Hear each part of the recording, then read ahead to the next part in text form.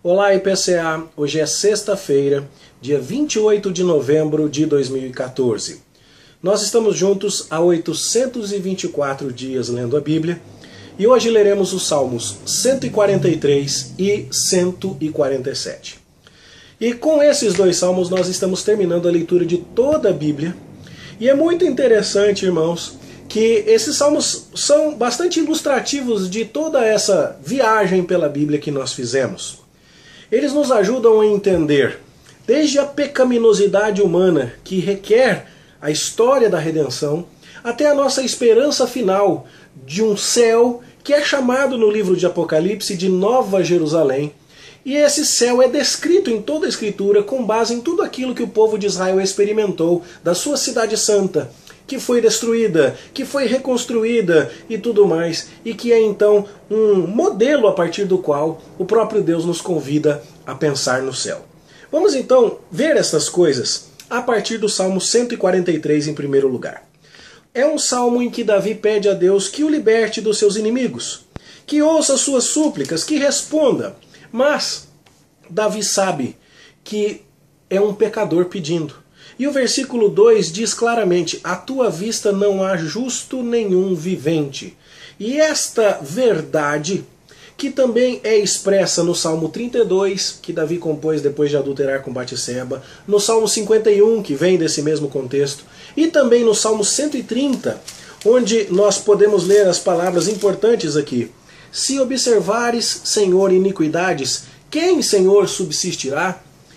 Com esta verdade em mente de que ninguém é justo diante de Deus, esses salmos 32, 51, 130 e 143 costumam ser chamados de salmos paulinos, porque o apóstolo Paulo usou estes textos para consubstanciar a sua doutrina da justificação somente pela fé.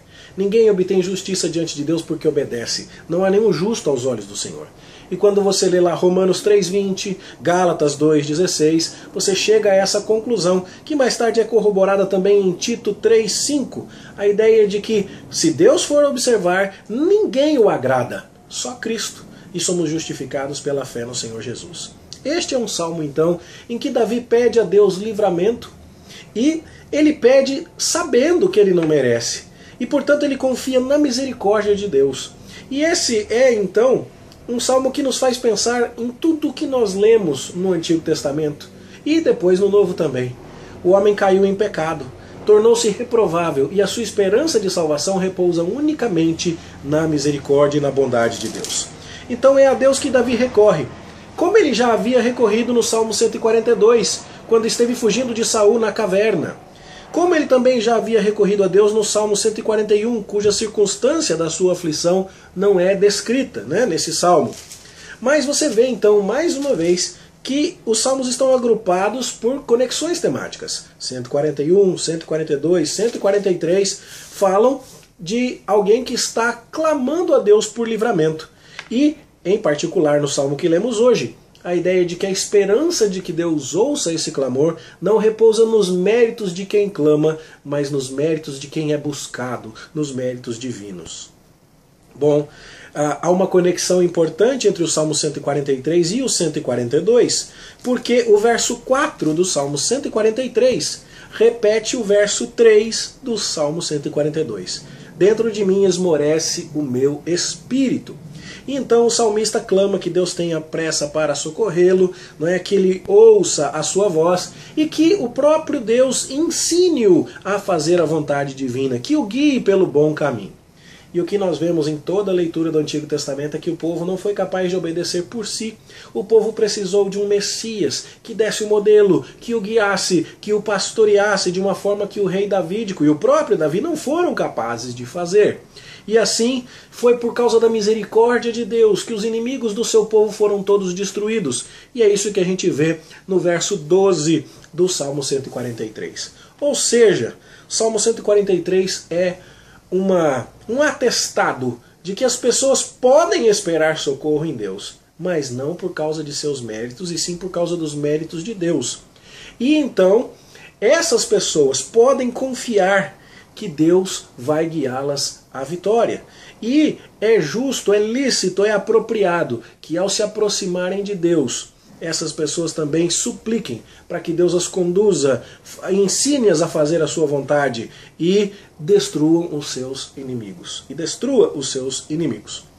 Este é o ensino do Salmo 143.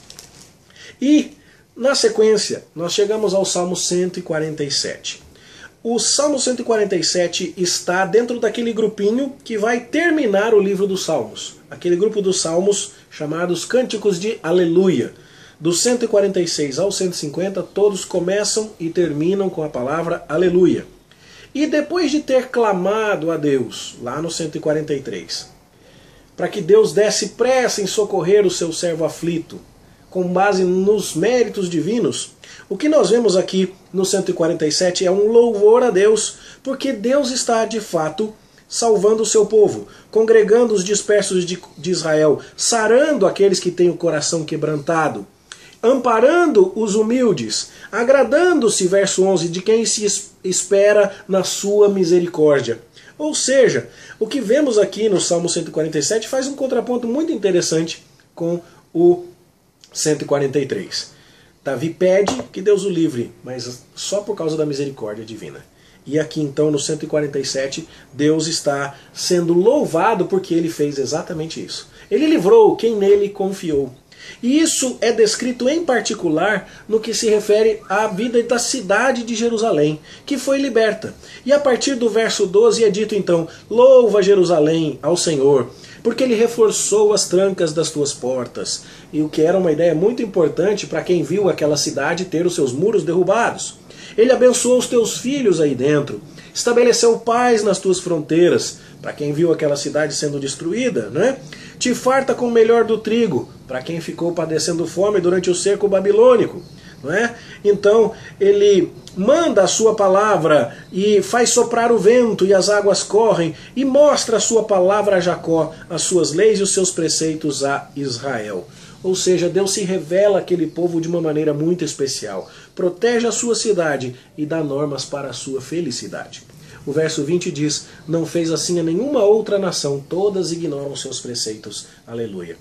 Israel é o povo especial de Deus, é o povo que conhece a sua palavra, conhece a sua lei, é o povo a quem Deus mostrou a sua misericórdia e se agradou deles. E esse povo celebra a salvação de Deus na cidade de Jerusalém, que aponta para a Jerusalém celestial, a nova Jerusalém. E dessa forma então, temos no Salmo 143 a constatação da queda do homem, que só pode confiar na misericórdia de Deus. E no Salmo 147, o louvor, porque Deus é misericordioso e confiável, e ele conduz o seu povo escolhido a um triunfo em Jerusalém, que aponta para a nova Jerusalém. Nesses dois salmos, então, temos um resumo, uma espécie de resumo de toda a Escritura. Da queda e da condição de miséria do homem, à restauração, à nova Jerusalém, ao céu, onde Deus se mostrará misericordioso e protegerá e amparará o seu povo escolhido. E com esses dois salmos, nós terminamos essa maratona de 3 anos. Louvado seja Deus porque você nos acompanhou até aqui. E ao longo destes 824 dias, estivemos lendo toda a palavra de Deus.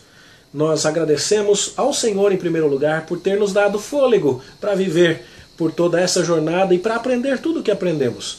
E esperamos continuar assim, estudando a palavra de Deus com muito ânimo por tantos anos quantos o Senhor nos conceder viver neste mundo.